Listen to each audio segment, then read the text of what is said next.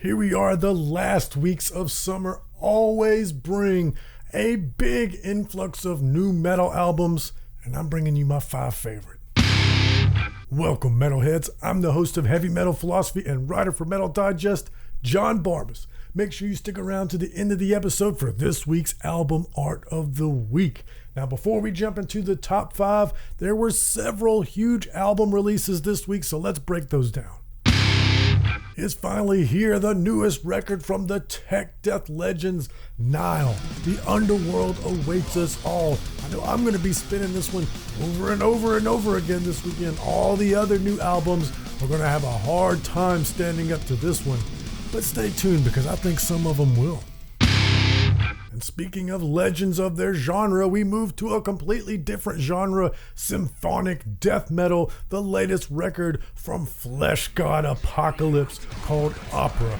I got my hands on this one early. Y'all know what that means. My written review is already published in Metal Digest. Links in the description to all my writings. And in this one, I talk about how the lead singer had this terrible rock climbing accident and just destroyed his body, his muscles, his bones, his nerves, one of which was the ulnar nerve in his hand, which meant that he might not ever play guitar again. He actually sacrificed nerves out of his leg to replace the nerves in his hand. No longer does his leg sensation feel the same, so that he can continue to play guitar, and this record is inspired by that journey of overcoming. I wrote all about it, links in the description, but check out these other albums before you go clicking away. Like, for instance, the newest record from Zeal and Ardor, Grief. This is my wife's favorite black metal band, and probably mine too. Oh, hey, Future John here. Now that I've listened to the new Zeal and Ardor, there's not so much black metal on this album as there was the last one. I'd be real interested to see what fans of the band think about the new record. Like this one from All For Metal, Gods of Metal. This is an international power metal band, and y'all know I've done plenty of mocking of power metal on this show, but this power metal is so cheesy. They break the cheesy meter. They get a big war hammer and they take that cheesy meter and they smash it to bits, while the big burly lead singer's diminutive partner singer does piss all over it. It's so cheesy that it's completely won me back over like a Bruce Campbell movie. It's one of the greatest things I've ever seen. Just look at this burly singer doing his spoken word tough guy, I'm a warrior thing, and as he says, all hail the gods of metal, his little partner hits that classic power metal, but it's the harmony of metal. It's so much fun, I couldn't help myself, and I love it, and I might be a convert. Lastly, before we jump into the top 5, the latest record from Within the Ruins, Phenomena 2. It's a sequel to their previous record, Phenomena. And this is my kind of metalcore. This is that heavy guitar work, but hardcore vocals. Not any of these pop, radio sing-along choruses, hardcore vocals. Heavy the whole album. And spoiler alert, the last song is an instrumental, and the lead guitar player during his solo does the 1990s X-Men cartoon theme. I did the Leonardo DiCaprio meme when I heard it. I was absolutely thrilled, and you will be too if you check it out. Now let's do the top 5. Coming in at number 5, King Crow with Hopium, progressive metal out of Italy. Why I love this one is because while it's progressive metal, it's not grandiose, it's not a bunch of show-offs. You know, music nerds can listen to this and have appreciation without it going over the head of casuals. Really excellent songcraft here, clever use of dynamics, so it's always moving in some sort of way that captures you without the band just saying, look what I can do. There's actual songs here and they rock. Coming in at number 4, Spectral Wound, Songs of Blood and Mire, black metal out of Canada. I want to take this record and I want to hold it up in front of the black metal community and say, look, This is how you do it. This is how you make raw sounding black metal without it sounding like shit. You know, you can actually put effort into the production without it being, quote, polished. You know, there's raw black metal people, they don't like for things to sound polished. But actually having good takes and paying attention to your mix, that's not what makes it sound too polished. Over compression, having your drums on the grid, stale takes, that's what makes things sound polished. This sounds raw, but there's care taken to the mix, so the frequencies all inhabit the correct place. I can hear the bass drums. They're not drowned out by these shrill tremolo picked guitars. And by the way, the tremolo picked guitars, I can hear the articulation when there's chord changes. And the vocals, they have that black metal emotion without being shrieky and shrill. This record sounds fantastic, and I can hear the raw emotion. This is how it's done. Coming in at number 3, Generation of Vipers with Guilt Shrine, sludge metal / hardcore, coming out of Tennessee. And why I like this one is because oftentimes sludge bands kind of cheat the heaviness with that real dirty tone that they have, but this is genuinely heavy, helped along by the angry hardcore vocal delivery, and then the guitars have this distressing dissonance, like the world's coming down around you. So it just creates this package of, oh shit. Coming in at number 2, Orme, No Serpents, No Saviors, Funeral Doom out of the UK. Now, y'all know me, I don't normally like Funeral Doom. It's too slow for me.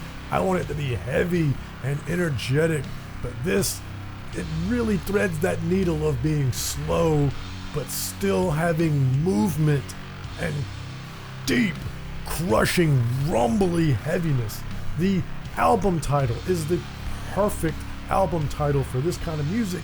No Serpents, No Masters, because it gives me this feeling like, yeah, there's no monsters in the world, or if there are, we're so insignificant that no monsters would even care about us in order to destroy us in the first place.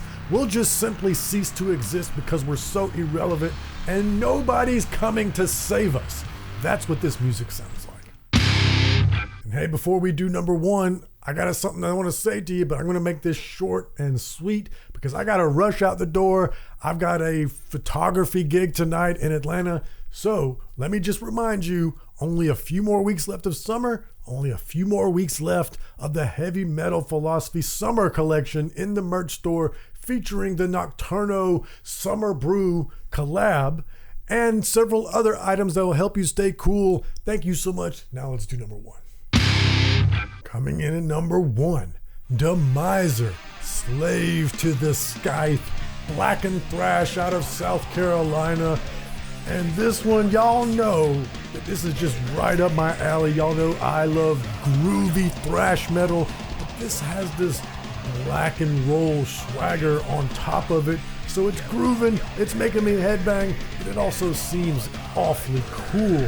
Like if you got to hang out with Lemmy, that kind of cool. Plus, it's blasphemous. Old heads of thrash rejoice on this one. And we're not done yet because we still got Dealer's Choice and Album Art of the Week.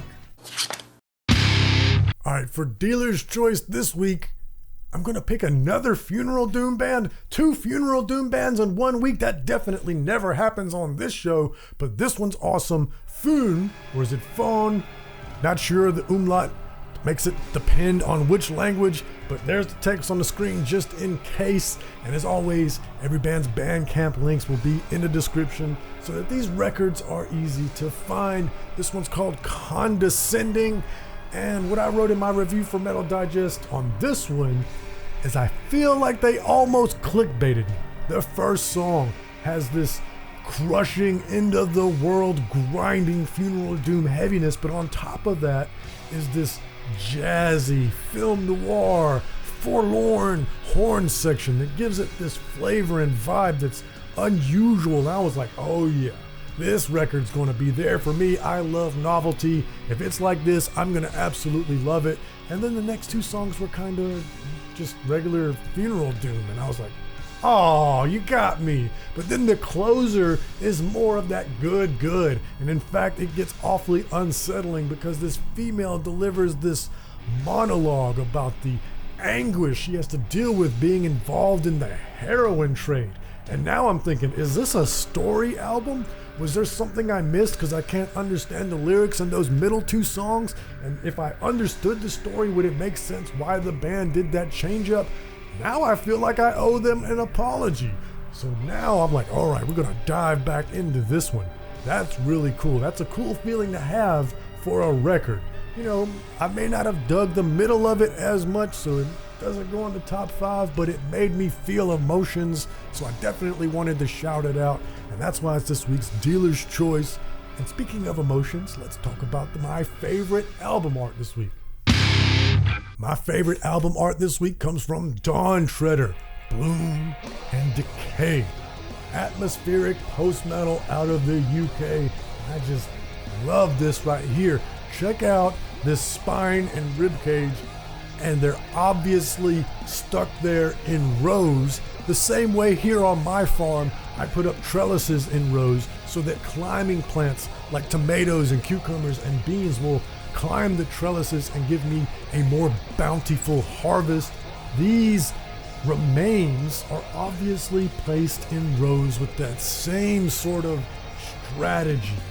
And then you've got the new life comes after death, growing up through the rib cage. That's super cool. I love the art style, and I also love this music. You know, it does a lot of post-metal things, but it also gets pretty heavy and groovy at times. Absolutely killer stuff. Now, did you know there's only 3 genres of heavy metal? That sounds weird, right? Because I just named all kinds of different genres on this show. But my guest this week on the podcast, Eric from the Heavy Metal 101 podcast, is a music academic about to get his PhD.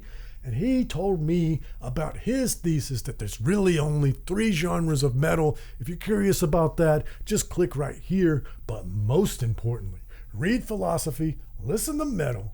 I love you.